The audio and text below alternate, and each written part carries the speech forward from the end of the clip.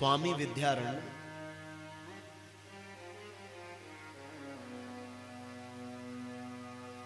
अपने जीवन में लगभग 4 गायत्री के पुरुषण कर चुके थे।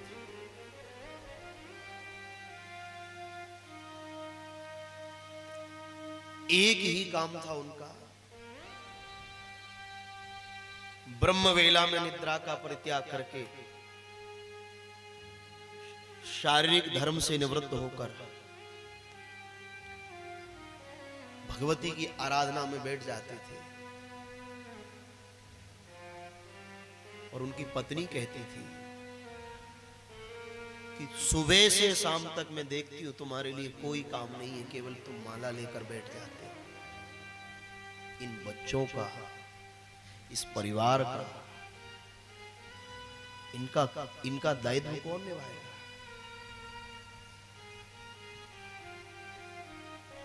क्यों? स्वामी इस देह का नाम है काया, इसको कहते हैं काया।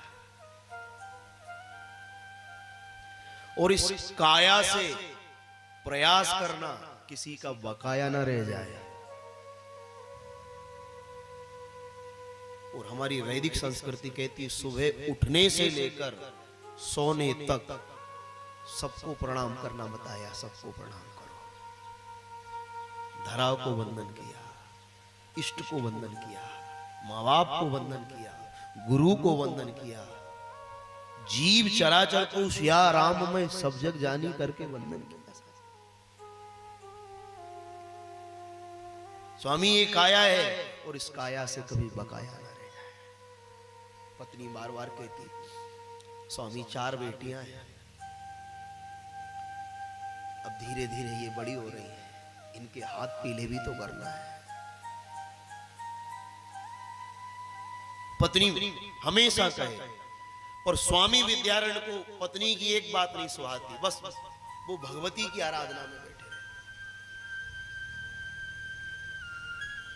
स्वामी जी से पूछा ये आपको ताने दे रही है, आपको बार बार कहती है, आप सुनते नहीं हो। तो स्वामी विद्यारण्य कहते जो ताने सुन मस्ताने हैं वो इस नगरी में रहते हैं, और जो ताने जग के सह ना सके तो फिर इस नगरी में आए क्यों? मस्त है।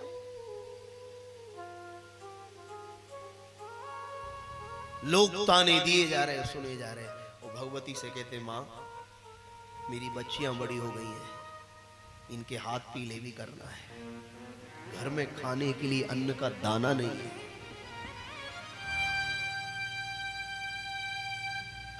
इनको विदा करना है, कुछ तो कृपा कर दे। इतनी विपत्ति के बाद भी इन भक्तों ने भगवान को नहीं छोड़ा। और अपने जीवन में थोड़ी विपत्ति आ जाए तो और कोई काम नहीं छूटेगा, सबसे पहले कहेंगे कोई भगवान नहीं, सब छोड़ दिया।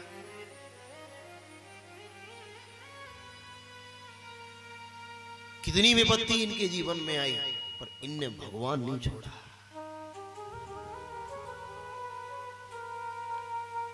एक पुरुषण पूरा हुआ, मां अब तो कुछ दे दे। एक पुरुषण पूरा कर लिया,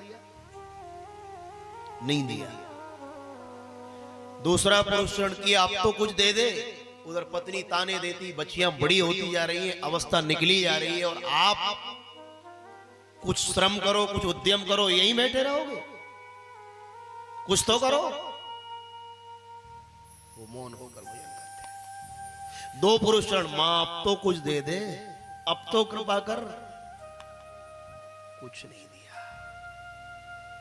फिर बैठ गए तीसरे पुरुषण में। पत्नी कहती है आयु बढ़ती जाती है, लोग ताने दे रहे हैं, हम ग्रस्त में कैसे रह रहे हैं। 3 पुरुषण हो गए उसके। मां भजते भजते उम्र भी बीत गई, गृहस्थ का दायित्व भी नहीं निभा पा रहा। 3 पुरुषण हो गए। मां अब कुछ दे दे, इन बेटियों को विदा करो। फिर भी कुछ नहीं दिया। फिर बैठ गया पुरुषण करने। 4 पुरुषण पूरे, अब कुछ दे दे। आयु बीत गई। 4 पुरुषण करने के बाद हृदय द्रवीभूत हो गया। और उसी समय स्वामी विद्यारण्य अपना घर छोड़कर निकल गए।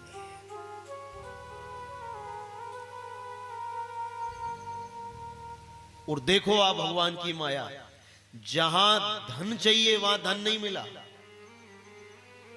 और जहां धन को छोड़ना है वहां धन आ रहा है। छोड़कर जंगल की ओर स्वामी विद्यारण्य निकल गया। एक पर्णकुटी बनाई, पत्नी से कहा अब मुझे इस संसार में नहीं रहना है, निकलकर जंगल की ओर चले गए। जंगल में पहुंचा, सब कुछ छोड़कर, जहां ग्रस्त में थे वहां सबकी आवश्यकता थी, वहां कुछ नहीं दिया, छोड़कर जो पहुंचे। और भगवान की भगवती की माया देखो, छोड़कर सब चले गए और सुबह सुबह सोच करने के लिए जा रहे हैं। तो सोने से बढ़ा हुआ घड़ा सामने पड़ा।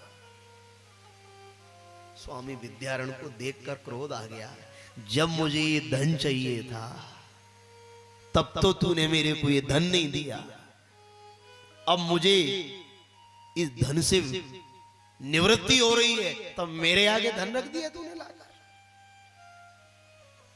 ये धन, स्वामी विद्यारण्य ने उस धन के ऊपर ही भिष्टा का त्याग कर दिया। वहां से एक राजा चला आ रहा।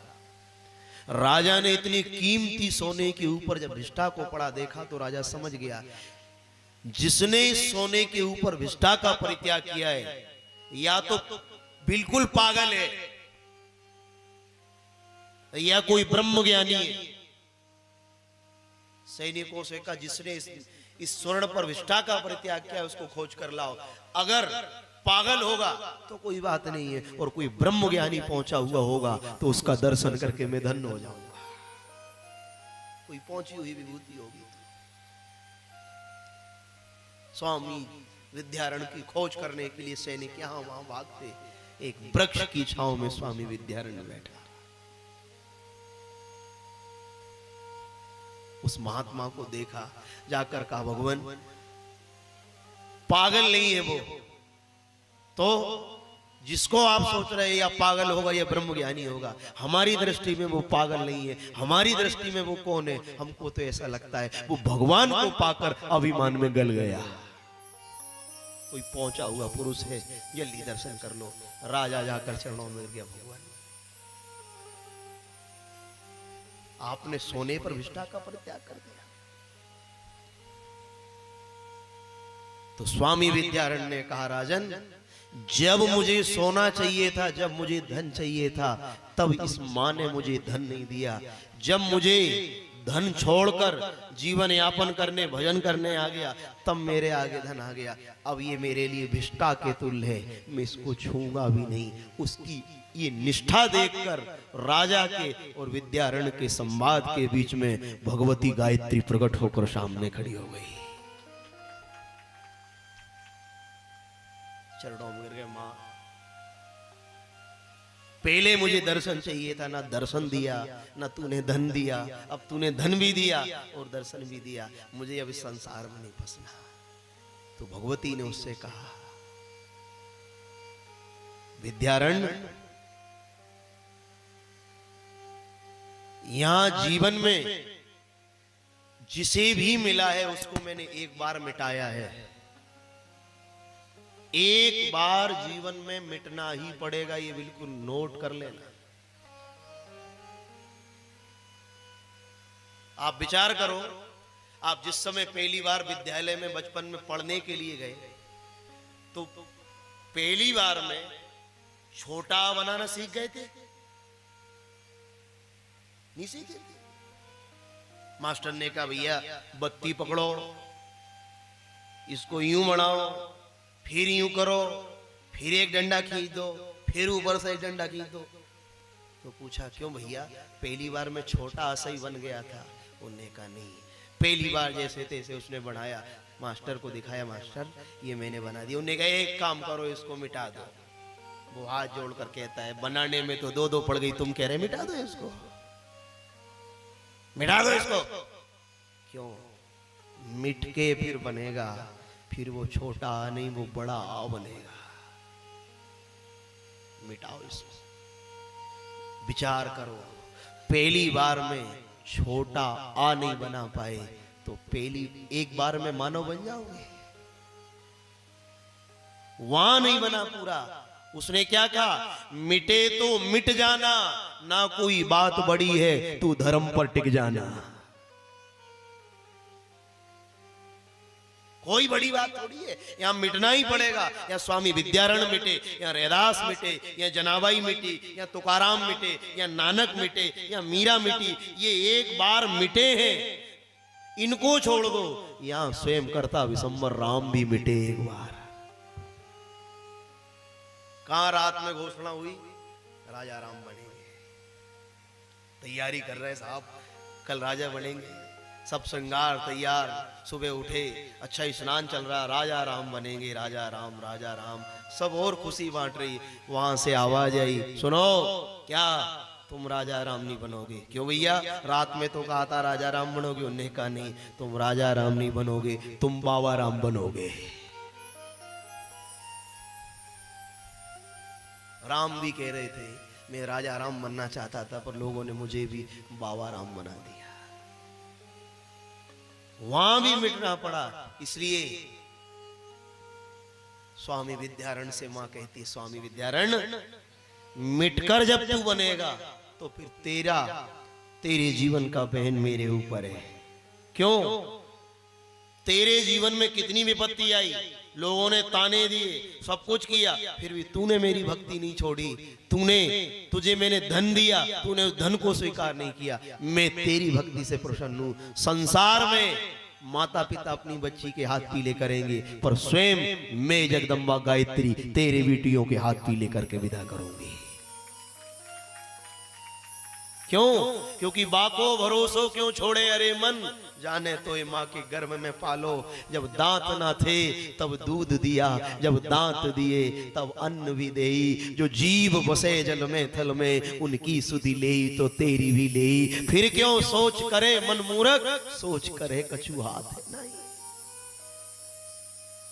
पर बाको भरोसो क्यों छोड़े अरे मन, जाने तो ये माँ के गर्भ में पालो। इसलिए भक्ति बड़ी है, पर भक्ति से भी अगर कुछ बड़ा है तो भगवान का भरोसा बड़ा है।